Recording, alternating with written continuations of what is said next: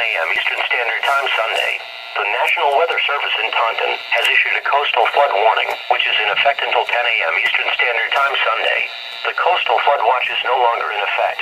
Location, south of Boston from Hell, Scituate to Cape Cod, specifically north-facing communities on Cape Cod Bay including Sandwich Harbor. Coastal flooding, widespread minor flooding with this evening/south high tide, but then ramping up to areas of moderate flooding and erosion during the Sunday morning high tide. The highest risk area appears to be in the Cape Cod Bay communities including Sandwich Harbor. Timing, during this evening and early Sunday morning high tide cycles. Both high tide cycles are a concern, but the latest data suggests this Sunday morning high tide will pose the greatest risk. Impacts, some of the most vulnerable shore roads will likely be flooded and impassable for a time during the times of high tide. Basement flooding is also possible along with beach erosion and potentially some structural damage including seawalls.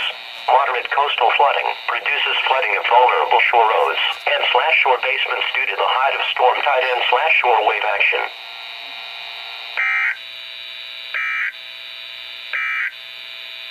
Coastal flood advisory in effect until 10 a.m. Eastern Standard